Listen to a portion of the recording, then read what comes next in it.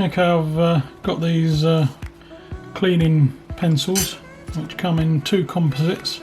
You've got a hard composite and a soft composite in Engineer's Pencils, very well put together, great price. I've just done a couple of photos of this find here, an old pair of sugar tongs. I've taken all the crusty green crud off of it, and then basically put a patination cream on it and then a little bit of wax to seal it, and in time that will repatinate, but much nicer for displaying without the bronze disease all on there. Great to use. The soft one is just really for taking surface stuff off, surface corrosion, without being too harsh.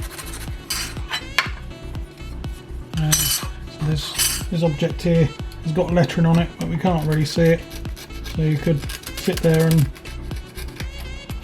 take the crud off from around it.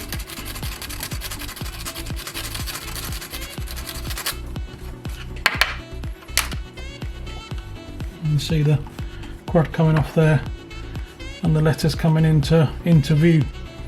The black one is a much harder composite, made by a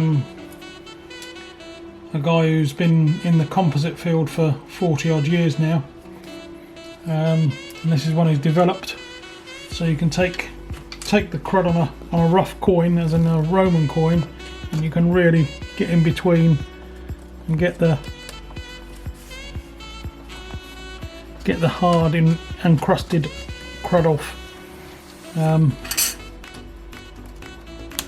Immediately starting to show more details. Again, you wouldn't use this on something that was a valuable find or something that was in good condition, but for something like a Roman grot, a little bit of treatment, and what I'll do is I'll clean this up with the two different composites, and then get a couple of pictures of it when it's sort of half done, and likewise with this, so it's not just a boring video.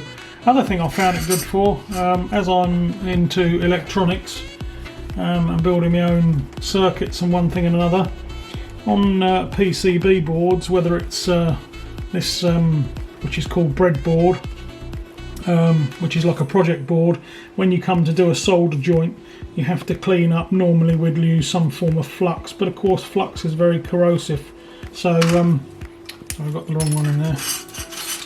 Take the soft composite, and where you're going to do a solder joint,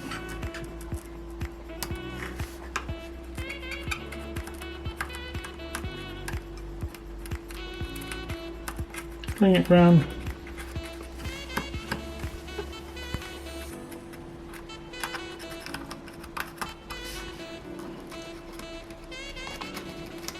getting a lovely, really good connection. We'll clean all the circuit board up, and the same if you've got corrosion on circuit boards, you can remove the corrosion with it very gently without damaging the circuit boards. All in all, a great tool, very impressed. I used to have one of the fiberglass pencils from years ago which has lasted a long time, but I've also had other pencils from other manufacturers, and the ends tend to splay because of the amount of fiberglass in the actual composite. They wear very quickly.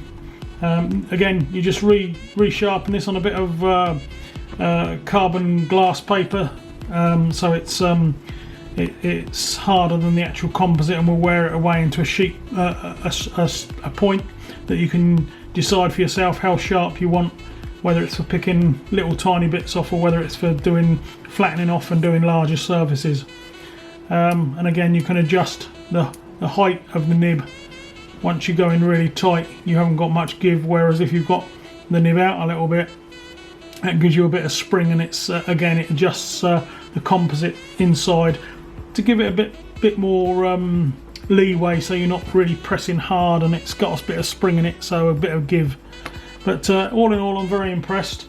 As I say, I'll do a couple of bits of cleaning and then get some photos that can be added into the video afterwards.